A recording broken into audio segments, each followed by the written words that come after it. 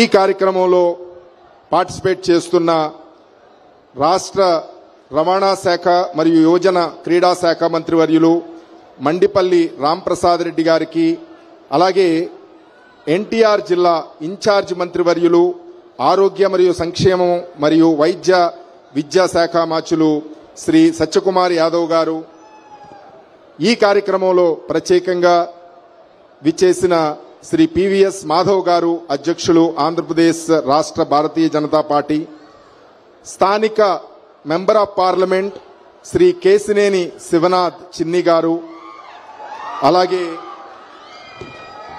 ఈ కార్యక్రమంలో విచ్చేసిన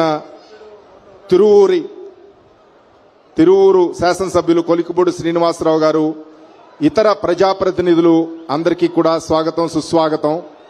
ఈ కార్యక్రమంలో ప్రధానమైన వాళ్ళు ఆటో, అలాగే మ్యాక్సీ క్యాబ్ మన టాక్సీ డ్రైవర్సు, వాళ్ళ ఫ్యామిలీ మెంబర్సు అందరూ కూడా చాలా ఉత్సాహంగా ఒక పండగ వాతావరణం లాగా ఇక్కడికి విచ్చేసిన ప్రతి ఒక్కరికి కూడా మనస్ఫూర్తిగా ధన్యవాదాలు తెలియజేస్తూ, సార్ మనకి ఈ స్కీమ్లో స్త్రీ శక్తి ఏదైతే స్టార్ట్ చేశామో మహిళలకి బాగా ఉపయోగకరంగా ఉంటుంది, వారికి మొబిలిటీ ఆత్మవిశ్వాసం కలగచేయాలి, అలాగే వారికి సదుపాయం కలగచేయాలనేది ఏదైతే కార్యక్రమం చేశామో దానివలన కొంత ఎఫెక్ట్ అవుతున్న సోదరుల గురించి తమరు ఆలోచించి ఈ కార్యక్రమం ఆటో డ్రైవర్ల సేవలో కార్యక్రమం ఫైనాన్షియల్ అసిస్టెన్స్ 15,000 రూపాయలు ఇవ్వడం, దానికి 3,23,375 అప్లికేషన్స్ వచ్చిన తర్వాత వాటన్నిటినీ కూడా వెరిఫై చేసి 2,90,669 మంది సుమారు 436 కోట్ల రూపాయలు మనం ఈరోజు ఆర్థిక సహాయం అందించబోతున్నాం. అలాగే తమరు ఇచ్చిన ఆదేశాల మేరకు ఎవరూ కూడా ఎలిజిబుల్ బెనిఫిషరీ ఎవరూ కూడా మిస్ అవ్వకూడదు. ఎలిజిబిలిటీ ఉన్న ప్రతి ఒక్క బెనిఫిషరీ కూడా వాళ్ళకి ఈ ఆర్థిక సహాయం అందాలి అని మీరు ఇచ్చిన ఆదేశాల మేరకు మనం గ్రీవెన్స్ అన్ని రకాలుగాను, అంటే మనం గ్రామ స్థాయిలో, వార్డు స్థాయిలో, అలాగే వాట్సాప్ గవర్నెన్స్ ద్వారా ప్రతి దాంట్లో కూడా మనం గ్రీవెన్స్ మనం తీసుకున్నప్పుడు సుమారు 12,330 మంది గ్రీవెన్స్ రైజ్ చేయడం జరిగింది. అందులో పూర్తి స్థాయిలో మనం వెరిఫై చేసిన తర్వాత 7,492 మందిని మనం ఎలిజిబుల్గా మనం నిర్ణయించి వాళ్ళకు కూడా ఇదే టైంలో వాళ్ళకు కూడా ఆర్థిక సహాయం అందచేయబడుతోంది. తప్పకుండా తమరిచ్చిన ఆదేశాల ప్రకారం ఎలిజిబిలిటీ ఉన్న ప్రతి ఒక్కరికి కూడా ఈ సదుపాయం అందేటట్లు చేస్తాము. సో ఈ సందర్భంగా విచ్చేసిన అందరినీ కూడా మరొకసారిగా ప్రత్యేకంగా ధన్యవాదాలు తెలియజేస్తూ కార్యక్రమాన్ని ఫర్దర్ గా కంటిన్యూ చేయాల్సిందిగా రిక్వెస్ట్ చేస్తాను. ధన్యవాదాలు సార్. విజయవాడ సెంట్రల్ నియోజకవర్గ శాసనసభ్యులు శ్రీ బోండా ఉమామహేశ్వరరావు గారిని మాట్లాడవలసిందిగా కోరుతున్నాం.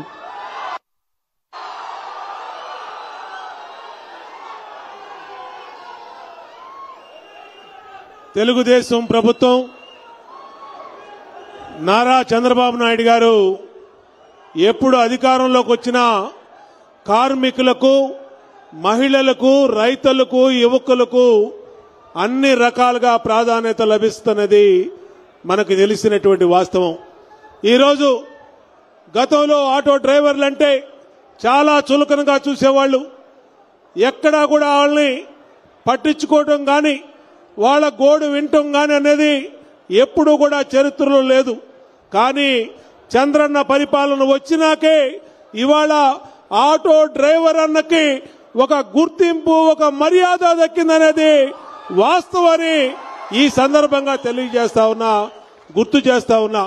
ఈ రోజున ఆటో నేస్తం, ఆటో డ్రైవర్ల నేస్తమని ఒక పథకాన్ని ప్రకటించి గౌరవ ముఖ్యమంత్రి నారా చంద్రబాబు నాయుడు గారు, గౌరవ ఉప ముఖ్యమంత్రి పవన్ కళ్యాణ్ గారు, అలాగే లోకేష్ గారు, మిగిలినటువంటి మంత్రివర్యులు, నా తోటి శాసనసభ్యులు, పార్లమెంట్ సభ్యులు అందరూ కూడా ఇవాళ సెంట్రల్ నియోజకవర్గంలో మాకనేని బసవపున్నయ్య స్టేడియంకు వచ్చేసినందుకు వారికి హృదయపూర్వక నమస్కారాలు, హృదయపూర్వక కృతజ్ఞతలు ఈ నియోజకవర్గ శాసనసభ్యుడిగా తెలియజేస్తా ఉన్నా.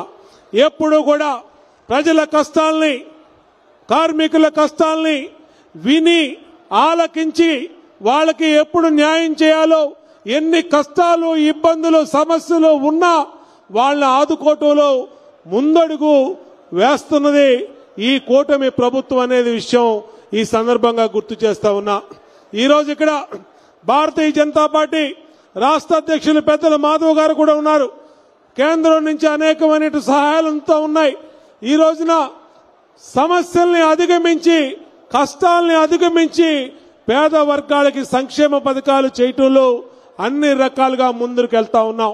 ఎన్నికల ముందు చెప్పాం, అధికారంలోకి వచ్చినాక సూపర్ 6 హామీలు అమలు చేస్తామని చెప్తే ఎగతాళి చేశారు ప్రతిపక్ష పార్టీలు. ఆ రోజు పాలకపక్షం ఎగతాళి చేసింది. వీళ్ళు అధికారం కోసం చెప్తా ఉన్నారు, అధికారంలోకి వచ్చినాక పేదల్ని పలకరించరు, పేదల్ని పట్టించుకోరు, అనేకమైనటువంటి అవాస్తవాలు చెప్పారు. నేను అడుగుతా ఉన్నా ఈ వేదిక ద్వారా ఆ పార్టీల్ని, ఏమైంది ఇవాళ? సూపర్ 6 సూపర్ హిట్ అయిందనే విషయాన్ని గుర్తు చేస్తా ఉన్నా. ఇది వాస్తవం కాదా అని అడుగుతా ఉన్నా. గతంలో ఇదే రాజకీయ పార్టీలు అమ్మ ఒడి అని 2019లో భార్య భర్తలు ఇంటింటికి వెళ్ళి చెప్పారు, ఎంతమంది పిల్లలుంటే అంతమందికి ఇస్తామని. అధికారంలోకి వచ్చినాక అర్ధవడి చేసి ఒక బిడ్డకు మాత్రమే అమ్మ ఒడి అని చెప్పి తల్లికి ఉసురు తగిలే విధంగా చేశారు.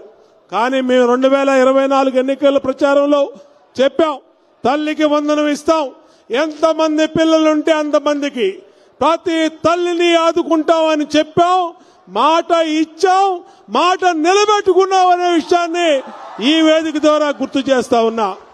నిజమో కాదో ఆలోచన చేసి చెప్పని చెప్తా ఉన్నా. 200 రూపాయలు ఉండేది 2014లో నేను శాసనసభ్యుడు, మొట్టమొదటి శాసనసభ్యుడు అయినప్పుడు పింఛను. ఆ రోజున ఇదే నియోజకవర్గంలో 10,000 మందికి నా సొంత డబ్బులతో ఆ 200 కూడా రాకపోతే పింఛన్లు ఇచ్చినటువంటి పరిస్థితి ఆ రోజు.